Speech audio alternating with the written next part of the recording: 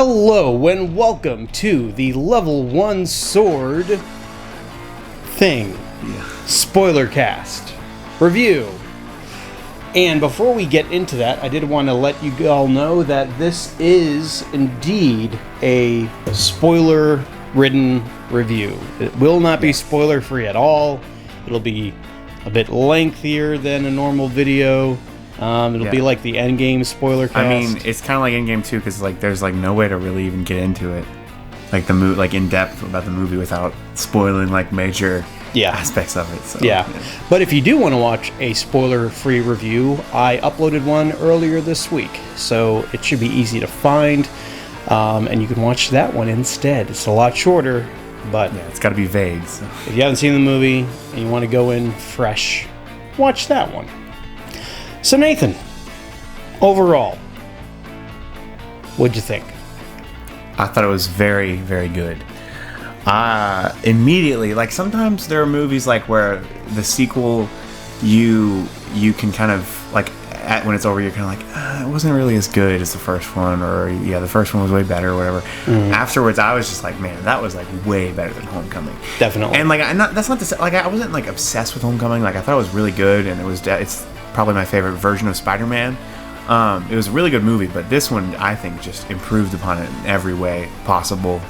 And of course, one of the reasons is obviously the plot with Peter and Spider-Man and everything. Like I thought that was done really well, but I was also just really excited about Mysterio because he's one of my favorite villains in the series because of an old video game I used to play on the PC. Actually, he was in it. And I gotta be honest, like with the promotional material with this, like I know the character of Mysterio and what he's supposed to be like, but there was a hint of me that was kind of concerned that they were gonna ruin his character and make him actually like that. Yeah. Like, you know what I mean? It's like I was waiting for the reveal and stuff, but at the same time, there was like a part of me that was just like, oh no, like they better not actually like make him like this. But so you know when he gets Peter to give him the glasses, and obviously you know something's up. You know he's the bad guy. It's like confirmed basically, unless you're dumb, you know. But obviously it's like, oh okay, he's trying to get that from him. I knew that obviously at that point, but I wasn't sure how far like they're gonna like go with the character. Like, you know, with like the illusion stuff, and because I knew that was his whole thing. Like he used illusions and stuff. And when Peter walked out of the bar and Jake Gyllenhaal just looks at the camera and like all this stuff just starts like, dude, I was like squealing on the inside. Like my friend who I saw it with was just like really confused because like that's like I was just ready for it, and I was just so happy. Yeah. And I got that while I'm on that subject of that scene, it bothered me a little bit how heavy the exposition was on that scene where he basically just, you know, unloaded all of the stuff. Here's really my brilliant plan that I'm going to popping champagne. But it made some sense. It did, but because they blended it into like a congratulatory speech, almost like a retirement party, or we finally achieved this goal we've been all working. It kind of worked, but my thing is it was a little too detailed for something like that. Like I feel like the people there would kind of be like, yeah, we know. You know what I mean? Like with some of the stuff he went into, but at the same time, like I kind of got from it, he's really the only one that's like 100% into it. Yeah, everyone else like is. Yeah, everyone else is kind of just your typical disgruntled nerds, worker who maybe think that they were underappreciated at the company. So I think best aspect of the movie was Mysterio. I thought Jake Gyllenhaal did an amazing job. Yeah. The illusion sequences were awesome. Like I don't think that could have been done any better. At the end when he used his spider senses and he was just like going like it was awesome. I kind of liken it to have you played any of the Arkham games? I have not. Batman Arkham games? No. So and I've only played Arkham Asylum and Arkham City, the sequel. But those games both have a like this part where Batman is being drugged by the Scarecrow's gas. Okay, so he's like hallucinating, and they play it up really well within the game. And honestly, like it gets really trippy, and like that sequence where Mysterio is actually attacking him and making him think all kinds of things, like making him think he's talking to Nick Fury. Oh, that was awesome. I honestly didn't expect that. I didn't expect that either. Oh, I my watched goodness. that movie with a weird audience. You know when Peter gets hit by the train and he's like dead? Did people laugh at Yeah. that? That didn't happen with you, did it? No, I was so didn't. confused. I looked at my friend and I was like, what? What are they laughing at? It's not a joke. It's like that he got hit by a train. I honestly think that maybe there's just people that when something catches them by surprise, their natural reaction is to laugh, maybe? Or maybe they thought he was like getting away on a train. He was like a scout. No, he coordinated. know. I don't know. Well, okay. I'm thinking of another time when I Audiences watched can be weird. Yeah, when I watched a Marvel movie and people laughed at the weirdest. Oh, I know what Guardians of the Galaxy 2. Yeah, I still don't think that was like a laugh worthy. I think there's an element of humor in that scene, but it's not like supposed to be fun. It's a callback, right? You know, so it's like right. It's supposed to be nostalgic and kind of sweet. Maybe a little bit funny because he's giddy, but anyways. But yeah, back to Spider-Man. I agree with you. I think that this movie definitely was better than the first one.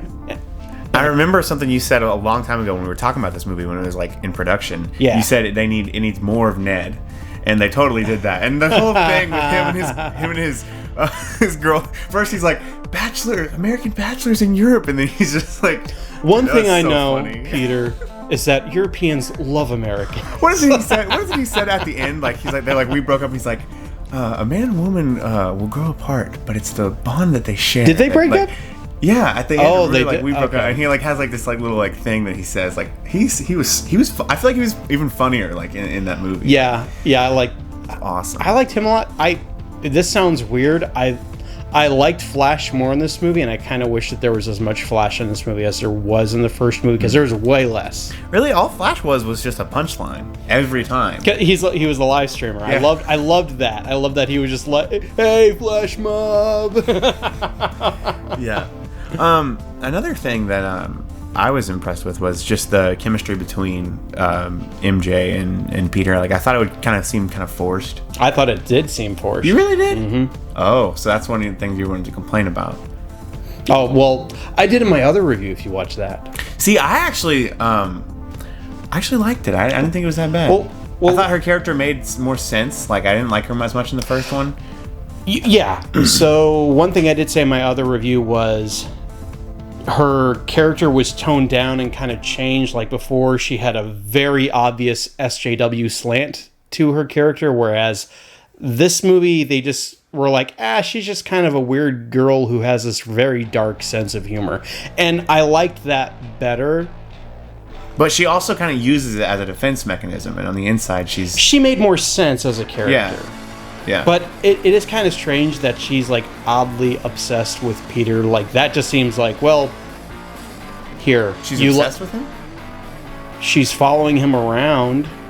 Because she was trying to find out if he was Spider-Man. No, that wasn't the only reason. Right. She admits that later.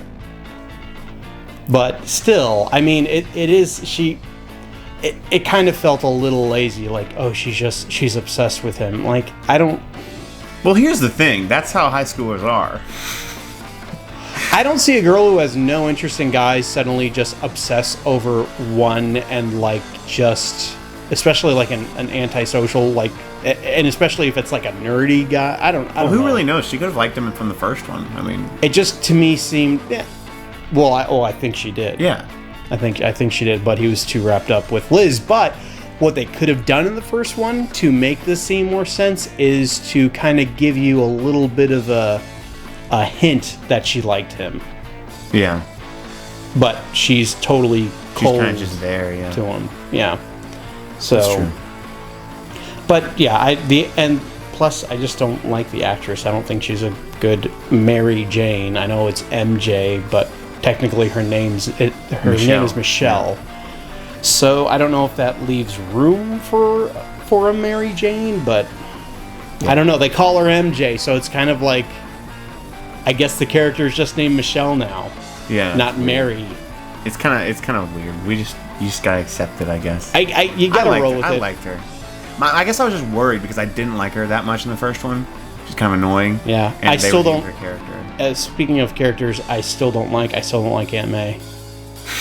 But I don't think The I whole ever, thing with her and Happy was funny though. Okay, I appreciated that, and I liked how towards the end of the movie they're trying to explain their relationship to Peter, and Aunt May's trying to say it's a summer fling, and Happy's trying to say like, Yeah. oh no, we're in a committed relationship. Which is kind of funny because Happy has kind of been looking for love, like it's kind of been this very minor subplot running through the MCU. Like when he got hurt in Iron Man 3. Like he watches Downton Abbey, Oh yeah. and he really likes the nurse, and you don't ever know what happens from there. yeah. But he does seem like a bachelor, but a guy who's also kind of like looking for someone to settle Yeah. down with. So I think that was a nice payoff for that. And I didn't think Happy would be in the movie that much, Yeah. No, but me too. he's in it quite a bit. Yeah. Yeah, he was really, really good, especially in the scene when they're like in the plane after he like comes and picks him up, you know, and then like Peter like makes the suit and stuff. That was awesome, and like he played, Back in Black, and he's like, oh, I love Led Zeppelin. I love Led Zeppelin. I had to explain that Me too. to people. Me too. It's truly It's sad. Black Sabbath. It's not Led Zeppelin. Wait, it's AC/DC. What Black? Oh, it wasn't Iron Man. What? It was Back in Black, right? Yes. Not. By But AC/DC. but that was on the first Iron Man movie. Yes, but it's AC/DC. When they're okay. I thought for some reason it was Iron Man. They might have done the song Iron Man. You know the song Iron Man that's in the first Iron Man? I don't know who Black does that. Sabbath does Iron Man. Okay, The okay. song. Yeah. The one that starts with I am Yeah, okay. Iron Man. I got you. Yeah. But yeah, Back in Black is AC/DC. AC/DC, yeah. But yeah, that was cool. I guess honestly my biggest complaints, and I don't even know if it's a complaint, but like, I guess I just don't like it as much. The fact that both Spider-Man movies now are like, especially this one though, are really heavily dependent on watching the rest of the MCU movies. Yeah. Like, you know, and I guess that's just how it's going to be from now on, like the further we get into this. But like the Right. thing is, it's nice to have like, you know, Captain America 1 and 2, you can just watch them. And not really the third one, but Iron Man 1, 2, and 3, you know, you can watch them You can do all that with separate. Guardians of the Galaxy. Yeah. You can do that with Doctor Strange. Yeah, which there's Ant-Man. But with Spider-Man, especially Homecoming, Like the plot wouldn't work without it. But I do like how it is unique in that it does have that, because you're right, there are no other Marvel or MCU franchises that really rely on the rest of the MCU. They just Yeah. kind of reference MCU. So I guess that's what I'm saying though. Like years from now, it's like you're not just gonna be able to like, you know, just people who don't really know much about the MCU or anything. You can't just be like, let's pop in and watch some of these Spider-Man movies. They just be super lost. So it's kind of a detraction, I guess. It's not really like a big like thing. It's just kind of and sad, I guess. to some of its benefits and some of its detractions, these Spider-Man movies are definitely set up in a way for people to watch, for people who have watched the other Spider-Man movies that exist. Yeah. The Sam Raimi and the Mark Yeah, Wahlberg I mean, movies. For goodness sake, they don't even show the origin story. It's just you're just supposed to. No, but Yeah. there was an Uncle Ben Easter egg. Was there? His suitcase, when he closes it, has the initials BFP, which stands for Ben Franklin Parker. Oh, interesting. But that's all you get. Yeah. That's it. I guess they're not gonna ever. Maybe they'll do like a Spider-Man 2. We do not speak of Uncle Ben with in great the MCU. power. Yeah. It's so weird. It's like talking about Batman and Bruce Wayne, but don't you dare mention that his parents were murdered and that's why he does what he does. Yeah. We better not make that a point. He's Spider-Man and he wants to impress all the Avengers. Maybe I do dislike that kind of part of it, but What do you mean? That seems to be his motivation. His motivation is, I want to do good things. Well, why do you want to do good things? Because Uncle Ben. Yeah. But they won't mention it. Right. That's, again, my why whole you have to have point. seen So those it movies comes to off get to know. as he's trying to impress Oh, the I other gotcha, yeah. Avengers. Yeah. You know, because he's the youngest and all that Right. stuff. So now that we're on things that we don't like, Yes. even though the final confrontation scene had some really good moments and it was cool how he had to attack all those drones, I didn't really like that it kind of just came down to Spider-Man versus a bunch of drones. I mean, I get that, but it's like, what else? I mean, what else is he gonna? What Mysterio can actually do anything? So. I don't know. I guess because once Peter kind of saw through the illusion, Also, though, he wasn't gonna. it did become more than that because it became he had to fight the illusion, and he had to use his Spidey senses. He had to learn how to actually use it. And the spider sense, which is never called spider sense, it's the Peter tingle. Yeah. Which is okay. That was funny. Yeah. But okay. The spider sense doesn't just warn him about danger. And by the way, that's why he didn't catch the banana that Aunt May threw at him, because it only goes off if there's a threat to him that's incoming. But it also helps him swing through the city. That's how he knows where to shoot his webs to. Like, he relies on it more than just, seeing incoming attacks. Like, it's kind of like a Jedi With the Force. slowly learning to use the Force, and like it's not a foundation. It's not at the foundation of his power. Well, I mean, who knows? Maybe he's already got that aspect of it figured out, and now he's just trying to learn how to use it to see with his eyes. Well, the closed. first time it's even referenced was in Infinity War. The hairs on his arm stand up. Yeah. And then we haven't heard about it until now, and there was no reference for it in the previous movie. And the thing is it wouldn't have made sense if he had it all along, because there were several times where he's caught off guard by tons of stuff, like the train hitting him. Yeah. Even though there were all these illusions, he would have been able to sense a train. Yeah, so now he focused it. But I did like that eventually the drones were gone and it was just him and Mysterio, and he did the illusion again and only had the gun on him. I just like that because it's the one-on-one confrontation is cool. How did Mysterio get shot? I missed by one of the drones.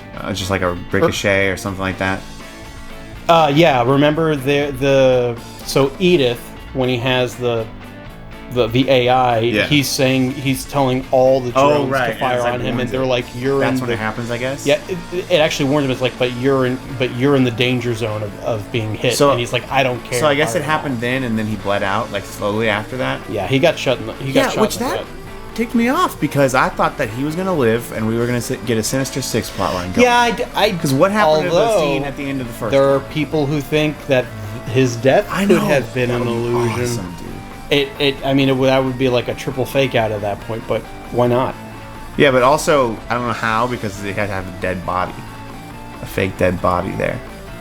That they could actually... But they've managed... They've built off stuff like that before. But so, what I was going to say, in the first movie, remember, he's one of the only MCU villains to be left around afterwards. The Vulture shows him in prison, and he has meets the Scorpion guy. And I didn't like how they didn't do anything with that. I wasn't expecting a dumb scroll in credit scene. I was expecting something to do with that, show that Mysterio was alive and hint at the Sinister Six. I loved both. I loved both the mid-credit scene, dude. J.K. and the Simmons. Post-credit scene. Oh my J.K. I hope he's in the third one. My I hope goodness. he's actually in it. Well, awesome. That was one element that was never in the Amazing Spider-Man movies. You never had a J. Jonah Jameson. Yeah. So even though we had to wait all the way till the very end of the second movie of these new movies, at least we got him. And they went with the same actor, because I'm sorry, he is iconic to the role. He is, yeah. And even though he doesn't have the hair and he's not a newspaper publisher, it still makes sense, because that's kind of how we don't modern have tellings of him anymore. are. No one cares about that. On the Spider-Man PS4 game, he has a podcast, and yeah. he retired from the the Bugle, and he's got a podcast that you'll hear while you're swinging around. Yeah, that's awesome, and I love just the idea of him being the leader kind of guy with all the tech and stuff, like in the future, an older Spider-Man or something. That would be so cool. Just later on, if he becomes kind of the center of the universe of the movies, Tony Stark was, Although the surrounding characters might suck. Who knows? Spider-Man's the biggest Marvel character. Yeah. He's always been the biggest Marvel character. He pretty much will always be the biggest one. Yeah. So as cool as the Marvel Cinematic Universe has made these other characters, like Iron Man, who honestly cared about Iron Man before 2008? Yeah. Nobody. Right. Really nobody cared about it. So, that that role is just synonymous with Robert Downey Jr., it's synonymous with the MCU, and it even made Captain America better. So, yeah, I think those are really my only two complaints, though, that they really didn't do anything with the Vulture or Scorpion. Yeah. And, the final It seemed battle. like they just forgot about it. Yeah. And then the final battle was just drone fight. Yeah. It was cool. Could have been a bit cooler. Yeah, drones, I mean, it's just not that interesting, but Right. it is what it is, I guess. Wasn't as good as the first movie had a better final battle. That's true. I would say. And he was in his, like, suit and stuff, like, his, like, homemade I actually didn't suit. like that. Really? But that was the whole kind of point of I- the movie. Like, he had to prove himself. Yes, but I've never liked the homemade suits. Anytime I've seen yeah, like, it oh, sucks, this is but the that's suit the that he point. starts out with, I'm just like, skip. I don't want to play as wrestler Spider-Man. It's the human spider. Human spider, it sucks. Right? No, he got my name wrong. Now I want to watch those movies. I actually kind of do too. Sometimes I The get 30-year-old like, high schooler. 30-something years old. It's probably the worst part about that movie, honestly. Well, did you have any closing thoughts? Not really. Just I just think it'll be interesting to see what they do with the character in the future. I hope Tom Holland can play him for a long time. Like, I don't care how many. Like, it'd just be cool. Like, just a lot of Spider-Man movies. Yeah. Where he just does a lot of stuff. Because I want to see a Sinister Six. Like, I want to see really bad. Venom done well. I Dude, want to see Carnage done well. Please. So, yeah, great movie. Way better than the first one. Because Mysterio is awesome. That's basically my take on it. And I did like the credit scene where you find out that Nick Fury wasn't Nick Because Fury. it explains why Nick Fury sucked at his job. Hill wasn't Hill. Yeah, I guess it's like a new shield kind of thing made out of Skrull people. Some kind of space shield. Well, no, I organization. think he was legitimately taking a vacation, and the Skrulls, since they had that relationship with him, were just like, okay, well, we'll just take your place because the world Well, can't it seemed be like they had without like Nick some Fury. big old like thing going on up there. I don't know. All the people like walking around in the suits and stuff. They could be, but the Skrulls, I guess, are just not going to be bad guys in this universe because you've just seen too much. But that was really funny. The whole he's leaving him a message type thing where he's just like, he's like, oh, we gave the kid the glasses and things kind of blew up from there. And it makes sense that there's like so much that Nick Fury doesn't catch. Well, because it wasn't. Exactly. He's supposed to like not trust people. That's like his thing. Right. And all of a sudden this guy shows up from another dimension. He's just like, oh. And I was like, I remember thinking, like, when he's like, well, we know the next one's going to be here. I'm like, how do you know the next one's going to be there? Like, where the next If it's a different attack dimension, is? it should be different. And they were doing like they were using that machine to like create seismic and kind of like lead them to where they wanted to go. But I was like, if I'm Nick Fury, I'm going to be questioning him. Like, how do you know this exactly? How do you even get this in, this intel? How did you get to this? Well, I guess he must have come up with some like bullcrap reason of how he got there. A parallel Earth. Yeah, how he even got there. Because like that's what I was wondering. I was like, wait, if he is, then how? And here's another thing, like these a lot of the coverage that I watch on the internet for this movie, like a lot of people were like making a big deal. They're like, "There's a multiverse. This actually doesn't prove that there's a multiverse when you think about it, because it was part of Mysterio's lie. Well, we already know that there is because of Doctor Strange and like Endgame and all that, but all the That's dimensions. timelines. I wouldn't really Is that not call. the same thing? It could be. I mean, they're different realities, different dimensions, and different realities. I guess is the word. I guess it could be, but it's apparently it's tied to time travel specifically. Yeah. So anyway, we both liked it. Yes. We hope you liked it. After watching our review, share some thoughts in the comments below. Also, remember to share, like, and subscribe. My name is Steven. My name is Nathan. Take care. Peace.